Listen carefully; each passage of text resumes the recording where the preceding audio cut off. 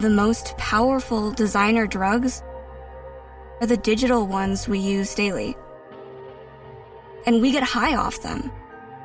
One touch, tap, like, scroll at a time. Just like tech creators want us to. Use digital without digital using you. Learn more at sync.ithra.com.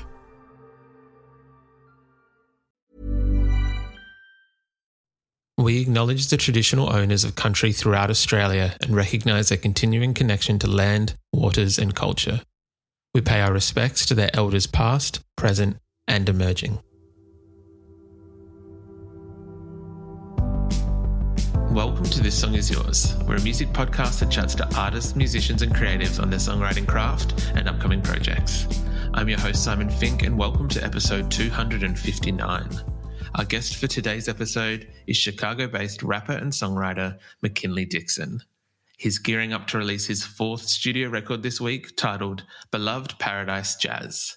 Before we get into what is a really thoughtful yet fun interview with McKinley, please make sure you subscribe to the podcast on whatever pod app that you use and that you're across all of our socials. Links for all of them can be found in today's episode show notes. Our guest today is McKinley Dixon. The Chicago-based musician, rapper and songwriter was recently hailed by The Guardian as one of 2023's most promising musical newcomers, and it is not difficult to see why.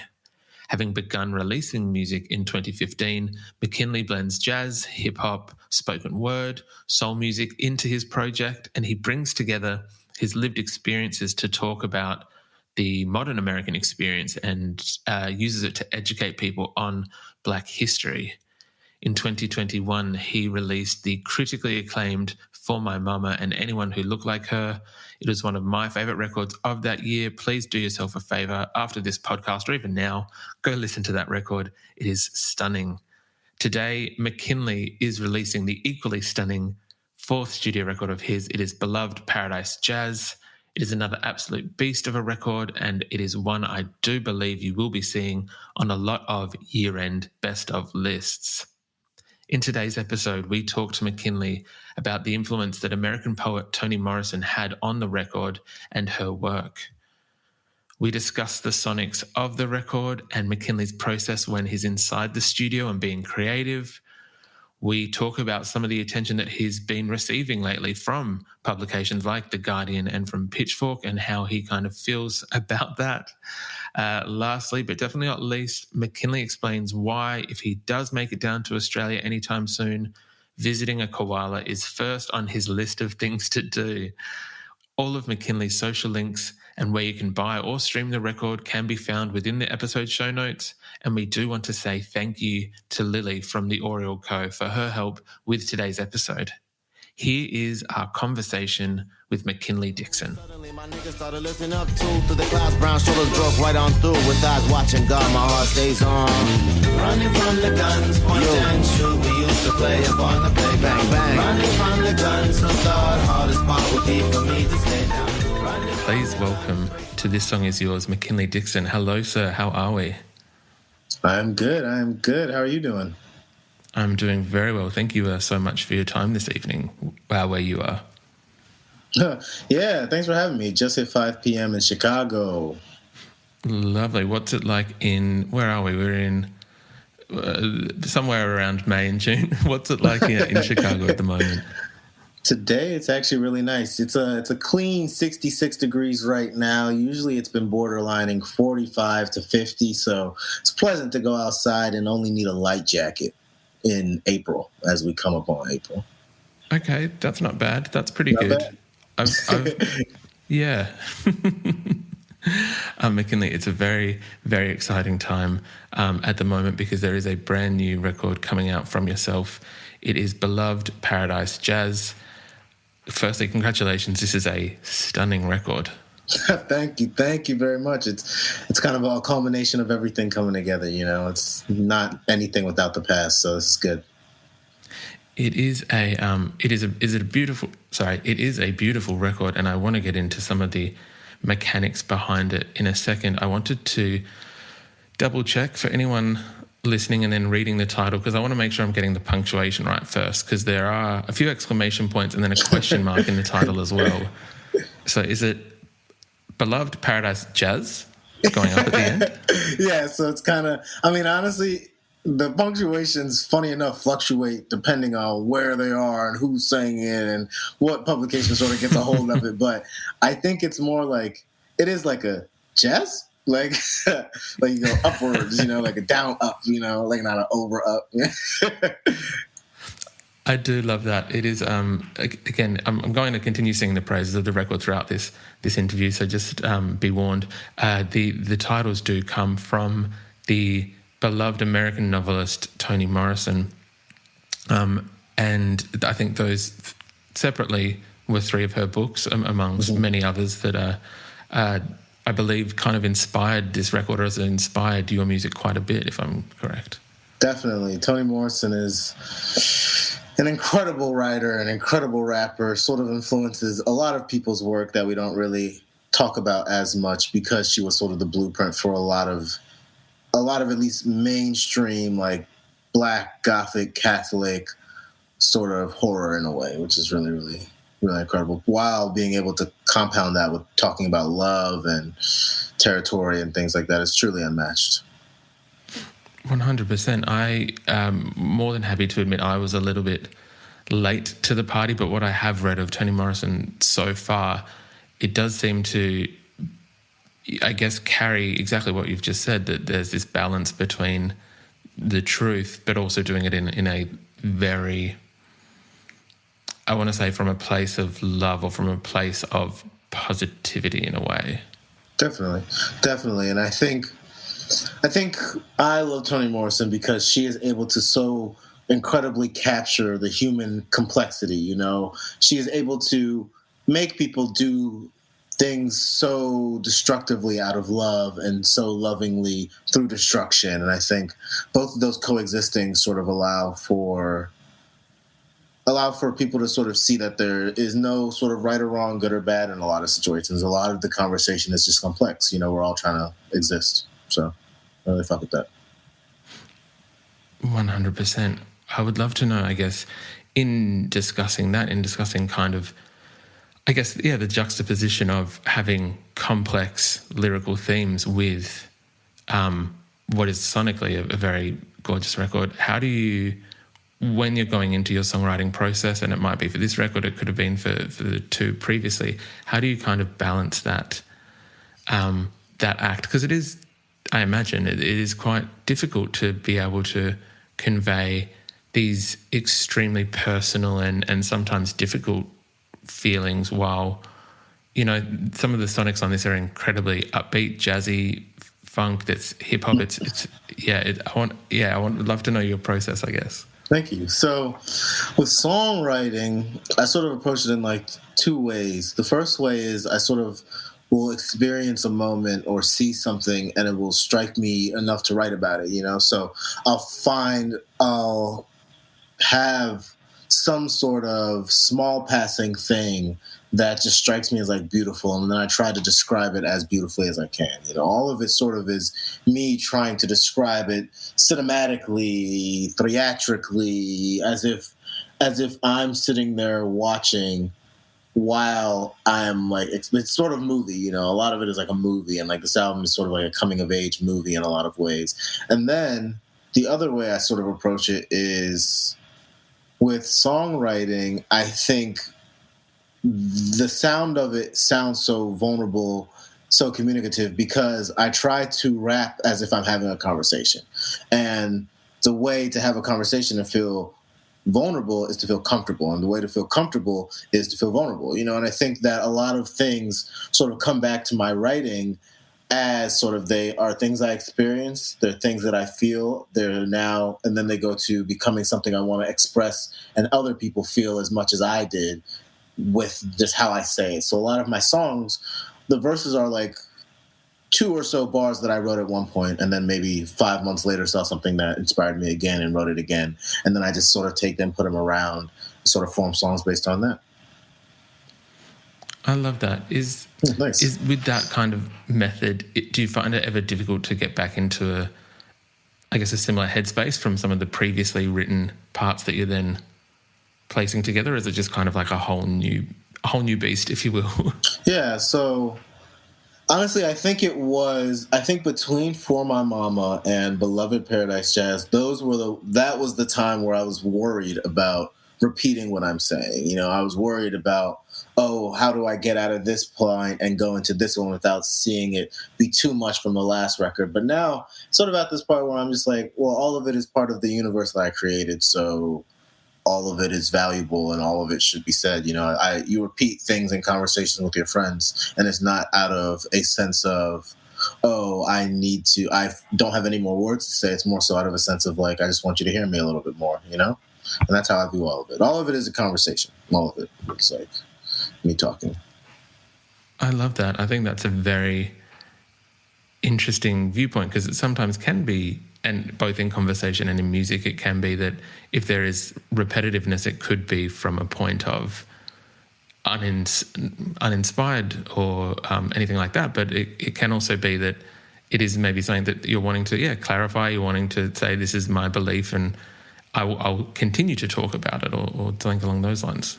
Exactly. I think because of how I write, there's a lot of moments where I'm just like, it's too much, you know, it's too something, it's too obvious, it's too exactly what I saw, it's too this, it's too that. But when I sort of place them under the context of, well, if this record is me having a conversation with a loved one, then nothing is too much, you know, nothing is too much if you're talking to someone you love, and the record is just the medium for that. 100%. Do you remember your first introduction to writing? Definitely sometime when I was in high school, I was like, I could do this. I was like, that sounds cool. Love that confidence. I wish I really had like more of an exact moment, but it really sort of, I think I just needed a place to talk. I just needed a place to sort of express what I was thinking. And I didn't really have that much of a physical community a lot of the times growing up. So I would just sort of write to myself, you know, and a lot of those notes became journal entries, and a lot of those journal entries became eventually songs, which is now what everyone's hearing. 100%. Just, I guess, with that in mind, talking about journal entries, and we've spoken about Toni Morrison, I guess, what was it when you were journaling, when you were writing these things down, was it always kind of set to music? Could we have, at some point, maybe in another universe, experienced McKinley Dixon, the poet or the author? Poetry is cool. It's just I really like music, and then books are cool, but they're just so long, you know? And I think for me, it's really nice. It's really nice to just be able to be like, I can pinpoint this moment exactly through 2.5 minutes. You know, I don't really have to do more than that, because sometimes it doesn't really need more than that. I think music is a very good way to sort of. The most powerful designer drugs are the digital ones we use daily. And we get high off them. When touch, tap, like, scroll at a time. You know, just like tech creators want us to. Use digital without digital using you. Learn more at sync.ithra.com. Hey, it's Sharon, and here's where it gets interesting. Raise your hand if you want salon perfect nails for just $2 a manicure. Yeah, me too. With the Olive & June Mani system, you can say goodbye to expensive services that take hours and hours and love your nails more than ever. I would know. I've been doing it for years. Get 20% off your first Mani system with code PERFECTMANI20 at oliveandjune.com/PERFECTMANI20. That's PERFECTMANI20 at oliveandjune.com/PERFECTMANI20. Be like, I physically want this to go on, you know, for however long. You know, the book, you sort of leave a little bit up to the viewer, you know, written things like that. Whereas like music, it's like, oh no, if I don't want this to be the next thought, then I don't have to, it doesn't have to be the next thought. A lot of it is like, I write a lot of my stuff not to music, so. I believe. Well, I'm of the thought that there's a bit more control with music. You can kind of shape it and mold it a little bit, but as you said, with text, it is more open for interpretation. Exactly. I think if I don't want to talk about something, I don't want to talk about something. It's done. The song's done. You know. End. Do you remember? Do you remember your first introduction to music? Then I guess when you, first fell in love with that kind of art form. I think it came in stages. So for me, there was different soundtracks to different times of my life. There was definitely a phase when I went through a lot of rock music, a phase where I went through more musicals, a phase where I went to rap, you know, and these sort of things all have connectors in between, like between rock and musicals. I was listening to like pop punk, you know, and things like that. And then between musicals and rap, I sort of listened to a lot of like, you know, conceptual albums. And there's just a lot of music over time that has sort of inspired me to be where I'm at right now. A lot of it is like very well traveled and sort of not only distance but time. Do you think that helps, I guess, with your songwriting and with your project, that the fact that a lot of artists we speak to these days, they are quite, I want to say genre agnostic, or that the fact that they kind of listen to everything, and that means that when they're creating, it doesn't kind of just have to sit within one box or one genre of music? For me, so with that, I am definitely of the belief that genres slowly, much like a lot of the old world concepts, are slowly be sort of like being pushed out at the same time, because there's no right or wrong, no good or bad. At the same time, for me, I love being a rapper, and I'm also of the mindset that when people say they listen to so many genres, I could tell you that I listen to so many genres. I named a bunch of genres just then, but the thing is, am I really studying those genres? You know, it's like, for me, I study rap music. Rap is the one where I'm like, what is the next point? And sometimes some other genres I studied a little bit more, but I truly listen to rap music. I mean, I do listen to a bunch of other shit, but mainly what I'm learning from is rap. And that's why I'm a rapper. 100%, and you do very well at it, sir. So thank you. I appreciate that. As I've discussed, this record, the Sonics are gorgeous. I think it was most evident in one of the singles that came out before the record has come out, which is out now. It was Tyler Forever, which if anyone who's listening to this podcast, by the way, if you do go and listen to McKinley's record, please do so with good headphones, because this track I listened to on a good pair of speakers or good headphones, and it sonically bounces from jazz to hip hop. There was some soul elements in it. The breakdown, I think halfway through, is just chef kiss. When you're in the studio and kind of working on these tracks, is it, I guess, how preordained is it that's sonically how it's going to go, or is it something that you kind of cook up while in the studio and kind of discover as you're mid-process of making it?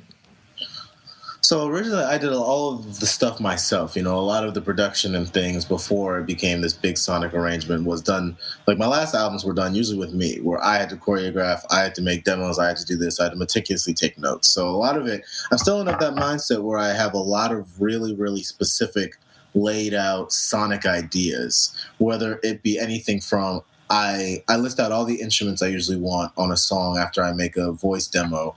And then that after I have all the ideas and the songs and sort of the places I want them to be, I then invite collaborators and let people who play on it play whatever they want in a way, you know? So it's like, and there's obviously degrees to it, because if I already got drums and bass and guitar, then the keys sort of has to play something in that realm, but you never know what it is. And I think that is why a lot of my music sort of has this really nice human touch, because while I do have the ideas and the concepts and sort of the arrangements, a lot of the people playing on it sort of hear what they want to hear and then play that, you know. And then once I have a really nicely packed demo, then I go into the studio and I record all that.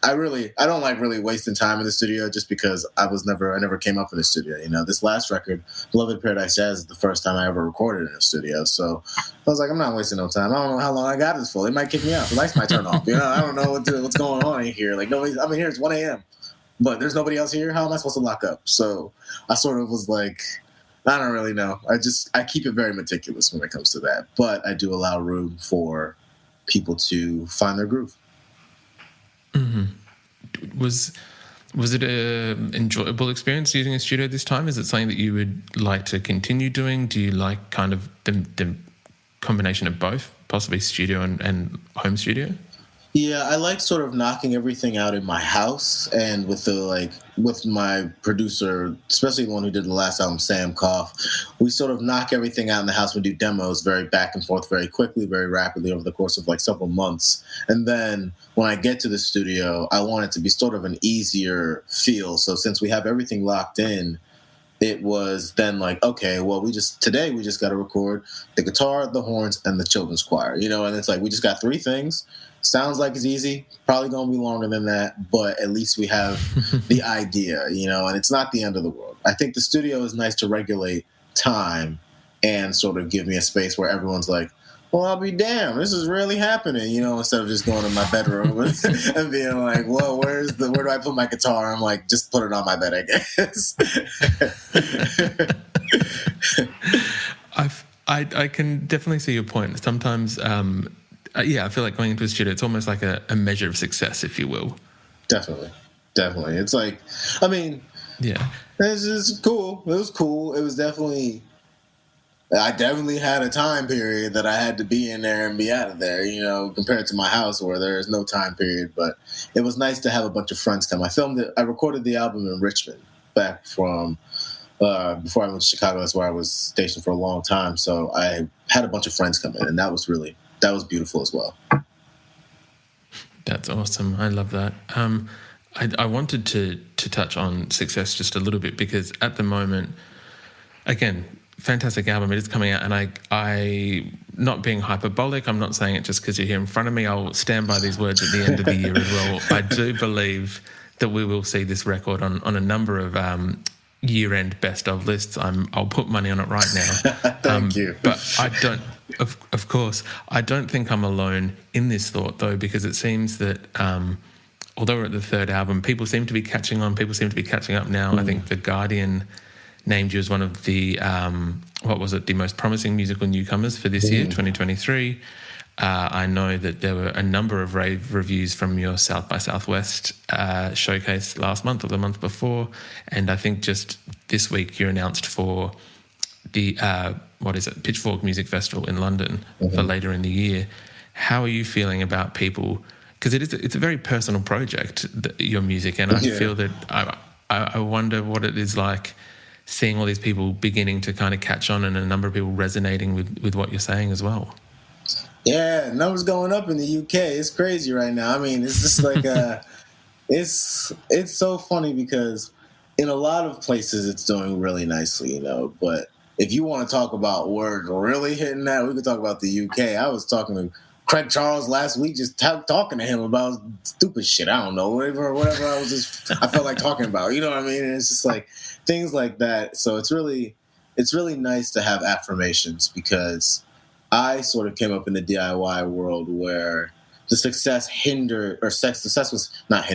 on how many people you sort of knew and you went to and shook their hands with, and it's like, for me, people ask me what it is that, like, what is not the key to success, but how do you get more popular? And really all it comes down to is sort of remembering everybody's name and pronouns, and it's like, that's something I sort of had to learn when I was coming up in the DIY scene, where I was dealing with folks who were also sort of getting the short end of the stick like me as a rapper in a lot of these scenes. So seeing now that I'm doing well across the water and all these other countries it's like an affirmation and an extension that the family sort of grows in a lot of ways. So it's cool. It's definitely cool. Shouts out to The Guardian. Because I was like, we're The Guardian. I was like, The Guardian's cool. I was like, holy shit. Ain't that the newspaper? It is. Well, and even in preparation for today, those were the ones that I've just mentioned, but I did see a number of other publications kind of singing your praises and anticipation for this forthcoming record, which is, no longer forthcoming. It is out now. We'll keep that illusion up that I mentioned before. But it does seem like it is catching on, which does kind of lead me to my next question. So I know that we're the little offshoot, further away cousin of the UK, there is starting to be some press in Australia about McKinley Dixon. Can we possibly expect to see you down here, maybe touring, maybe this year, maybe next, but at any point in support of the record? Hell yeah, I love to go to Australia. What do you mean? Yeah, I go to Australia. I love to hang out with them koalas. Every single musician go down there, and for some reason they all find koalas, and I'm just like, how does everybody have an Instagram photo with what seems to be the same goddamn koala? And I'm just like, I'm trying to go and do that too. So I'm definitely trying to go to Australia. I would try to do Gold Coast, Sydney. Mm-hmm. You got what's another one? My friend's a rapper down there. I can't remember. I know Gold Coast and Sydney, so we're gonna start there. The other ones, the rest of the boroughs. We're in Adelaide if you want to come visit us here. That's another one. Yep. I do all of them. I feel like, just to your point, I feel like it is almost something that we weirdly do. Like any musical artist that comes to visit, we almost shake their hand at the border and then give them a koala before they're allowed into the country. So I'm not sure why we do it with everyone. But I'm like, how is it everybody find? Like, it's probably one of those things where the moment you get there, you're just like, I want to see a koala, and then like your manager is like, all right, no, me too, and then they just find the koala. I don't know. You can't just grab them. Ain't they endangered? No. What is that? Yeah.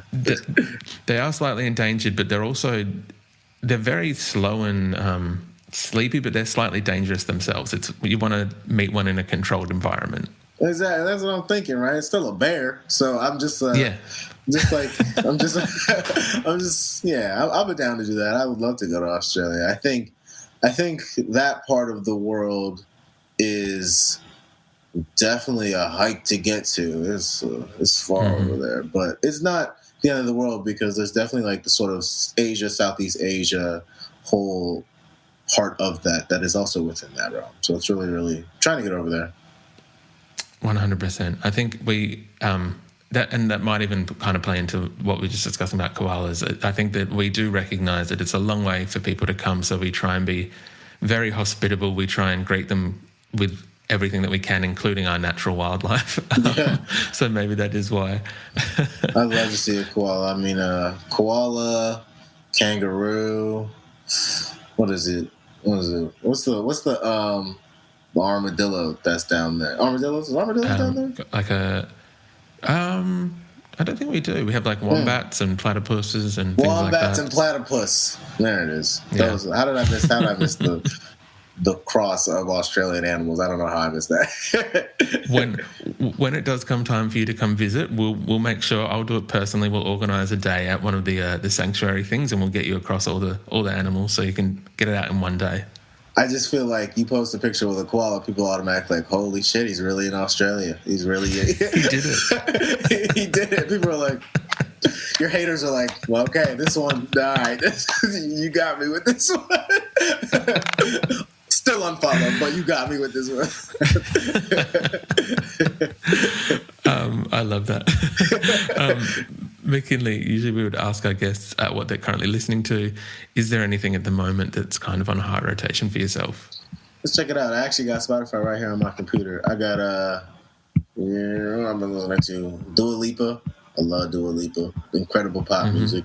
I've been getting into sort of the drums. They got a record I really like recently. It came out like 2020. I'm sort of going into a lot of other genres right now as I look for inspiration for the album after this one, just because, you find more when you're not looking, but also it's good to study other people's work, and I think it's hard because you hear a Dua Lipa song, you're like, oh my God, it's like, what other pop music is there? It's just incredible. But I'm trying to broaden my horizons. I listened to Charlie XCX recently. That's cool.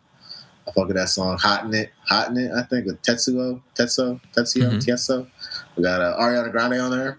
These are all underrated artists. You might have never heard of them. Don't even like.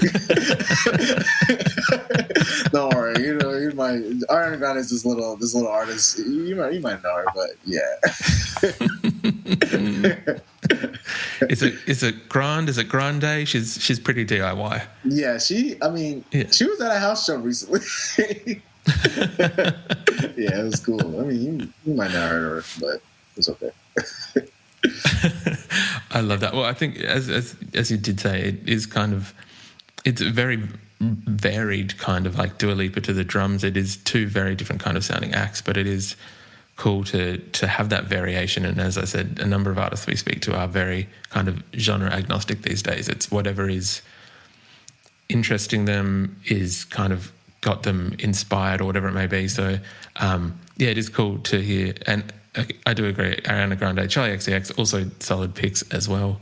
Yeah. Oh, yeah. I mean, it's just, I was listening to this Dua Lipa record, and it's just like, oh my God, you hear it, and you're like, these songs are perfectly crafted. Like, they're like perfectly made, which is so ridiculous. I mean, it's just as inspirational how everything sounds perfectly in place with all those songs. So I think that's the other thing about it, especially with pop music. It's like, there's pop music, and then there's those songs that are like made and crafted. And I think while I don't want to do that, I'm trying to see what it's like to be like, oh, it's a very simple beat, but because there's a shaker on the chorus that comes in for one part, that then is catchy for the whole song, And I think I'm figuring it out. It's a work in progress. Everything's a work in progress. Look, I'm very excited. Whenever I know we're talking about the third record, and so I'm not going to get too far ahead to the fourth, but I'm looking forward to hearing whatever influence those artists that we've spoken about kind of have on that. And please come back to the pod when that fourth one comes out. You're more than welcome to. Shoot, I gotta do a legal feature on there. I'll definitely come back to the podcast. I don't even know what to say to that. I'm looking forward to that. Yeah, you and me both. Lily, write that down. Write that down, Lily. Yeah. Thank you so much for coming onto the podcast today. I do appreciate it. As I've mentioned throughout this episode, congratulations on Beloved Paradise Jazz. It is a gorgeous record. We'll put all the details in the show notes so that people can listen, buy, get their hands on the record in whatever format that they can. But McKinley Dixon, thank you so much for coming onto the podcast. Thank you for having me, Simon. It's been awesome. I appreciate it.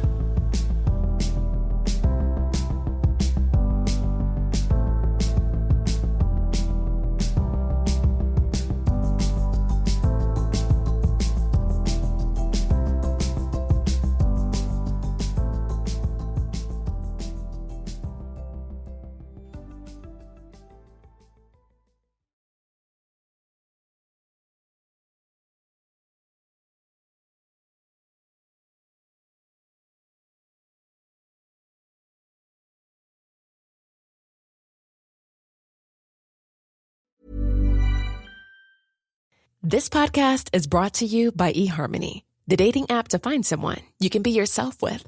Why doesn't eHarmony allow copy and paste in first messages? Because you are unique, and your conversations should reflect that. eHarmony wants you to find someone who will get you. How are you going to know who gets you? If people send you the same generic conversation starters they message everyone else. Conversations that actually help you get to know each other. Imagine that. Get who gets you on eHarmony. Sign up today.